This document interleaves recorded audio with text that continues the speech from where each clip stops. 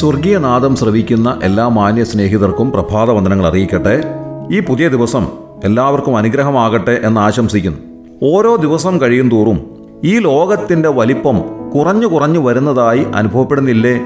അതായത് യാത്രാ സൗകര്യങ്ങൾ ഗണ്യമായി വർദ്ധിച്ചു വരുമ്പോൾ സ്ഥലങ്ങൾ തമ്മിലുള്ളതായ അകലം വളരെ പെട്ടെന്ന് കുറഞ്ഞു വരുന്നതായി നമുക്ക് അനുഭവപ്പെടുന്നു.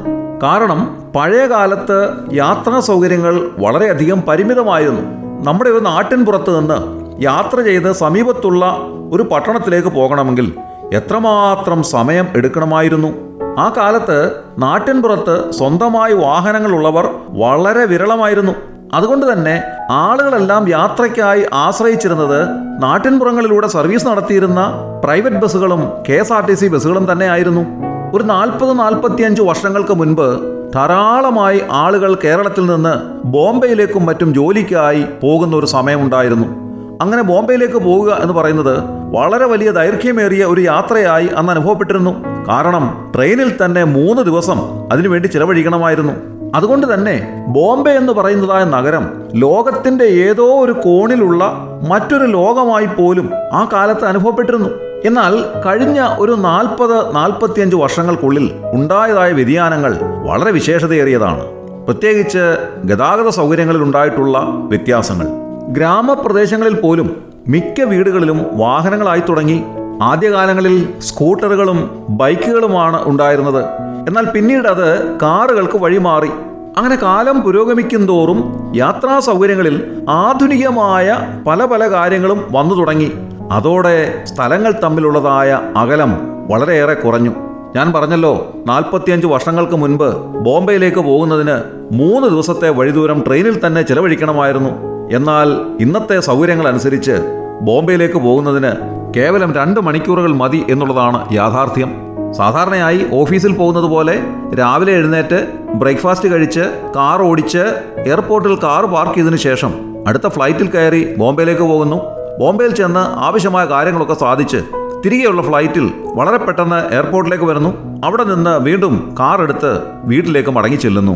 സാധാരണയായി ഓഫീസിൽ പോയി വരുന്നത് പോലെ മാത്രം. ബോംബെയിലേക്കുള്ള യാത്രയെ ഞാൻ ഉദാഹരണമായി കാണിച്ചു എന്ന് മാത്രമേ ഉള്ളൂ. ഏതൊരു ലോക രാജ്യങ്ങളിലേക്ക് പോകുമ്പോഴും ഇതേപോലെ തന്നെ ഈ യാത്ര വളരെയധികം എളുപ്പമായി കഴിഞ്ഞു. ചെറിയ പ്രായത്തിലുള്ള കുട്ടികൾ പോലും തനിയെ യാത്ര ചെയ്ത് വിദേശ രാജ്യങ്ങളിലേക്ക് പോകുന്നു. എന്താണ് അതിന്റെ കാരണം? ലോകം വളരെ ചെറുതായി വരുന്നു. ആധുനികമായ യാത്രാ സൗകര്യങ്ങൾ വർദ്ധിച്ചു വരുന്തോറും യാത്രയ്ക്കുള്ള സമയം വളരെയധികം കുറവായതുകൊണ്ട് അകലം കുറഞ്ഞു വരുന്നു. ചുരുക്കത്തിൽ വിശാലമായ ലോകം ആധുനിക കാലത്ത് വളരെ ചെറിയ ഒരു വില്ലേജായി മാറുന്നു. അതിനെയാണ് നാം ഗ്ലോബൽ വില്ലേജ് എന്ന് വിശേഷിപ്പിക്കുന്നത്. ദൈവവചനം വളരെ വ്യക്തമായി പറയുന്ന ഒരു കാര്യം, ഈ ഗ്ലോബൽ വില്ലേജ്, അതായത് ഈ ലോകം മുഴുവനും ഒരു ഏകലോക ഭരണാധികാരിയുടെ കീഴിലേക്ക് അതിവേഗം സഞ്ചരിച്ചു കൊണ്ടിരിക്കുന്നു എന്നുള്ളതത്രേ. ആ ആളിനെ എതിർ ക്രിസ്തു അഥവാ ആന്റി ക്രൈസ്റ്റ് എന്നാണ് ദൈവവചനം വിശേഷിപ്പിക്കുന്നത്. അന്തിക്രിസ്തു എന്നും ഒരു തർജ്ജമയിൽ കാണുന്നുണ്ട്. ദൈവവചനപ്രകാരം ഇന്ന് കാണുന്ന സകലവിധ സംവിധാനങ്ങളും കമ്പ്യൂട്ടർ ഉൾപ്പെടെ, അതായത് ക്യാഷ്ലെസ് ട്രാൻസാക്ഷൻ ഉൾപ്പെടെയുള്ള എല്ലാ കാര്യങ്ങളും ഈ ഏകലോക ഭരണാധികാരിയുടെ ഭരണത്തിനു വേണ്ടിയുള്ള ക്രമീകരണങ്ങളാണ് എന്ന് ദൈവവചനം വിശേഷിപ്പിക്കുന്നു. ആ ഭരണകാലത്ത് ജീവിച്ചിരിക്കുന്ന ആളുകളുടെ നെറ്റിമേലോ കൈമേലോ അന്തിക്രിസ്തുവിന്റെ അടയാളമായ ഒരു മുദ്ര ഉണ്ടാകും എന്ന് ദൈവവചനം വിശേഷിപ്പിക്കുന്നു. അത് വാസ്തവത്തിൽ ഒരു മൈക്രോ ചിപ്പാണ് എന്ന് ഇന്നത്തെ ശാസ്ത്രലോകം വിളിച്ചറിയിക്കുന്നു. അതില്ലാത്ത വ്യക്തിക്ക് ഒരു സാധനവും വാങ്ങുവാനോ വിൽക്കുവാനോ സാധ്യമല്ല. കർത്താവായ യേശുക്രിസ്തുവിനെ തള്ളിക്കളഞ്ഞ യഹൂദജാതിയെ അതിഭയാനകമായ പീഡനത്തിലൂടെ കടത്തിവിടുന്ന സമയമാണ് ഈ അന്തിക്രിസ്തുവിന്റെ ഭരണകാലം. 7 വർഷക്കാലം നീണ്ടു നിൽക്കുന്ന ഈ ഭരണകാലത്തെ മഹോപദ്രവകാലം എന്നറിയപ്പെടുന്നു. അതിന്റെ അവസാനത്തെ 3.5 കൊല്ലക്കാലം മഹാപീഡനകാലം എന്നും അറിയപ്പെടുന്നു.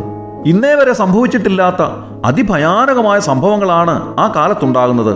എന്നാൽ അന്തിക്രിസ്തുവിന്റെ ഭരണം ആരംഭിക്കുന്നതിന് മുമ്പ് കർത്താവായ യേശുക്രിസ്തു മടങ്ങി വരികയും മരിച്ചുപോയ ദൈവമക്കൾ ഉയർത്തെഴുന്നേറ്റ് കർത്താവിനോടുകൂടെ എടുക്കപ്പെടുകയും ജീവനോടെ ശേഷിക്കുന്ന ദൈവമക്കൾ രൂപാന്തര ശരീരികളായി അവരോടൊരുമിച്ച് എടുക്കപ്പെടുകയും ചെയ്യും.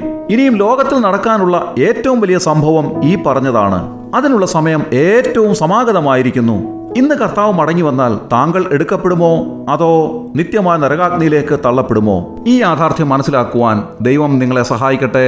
ആമേൻ. തേനിലും മാധുര്യമേറിയ തിരുവചനം ഓരോ ദിനവും മുടങ്ങാതെ കേൾക്കുവാൻ സ്വർഗീയനാദം, ദ ഹെവൻലി വോയിസ്.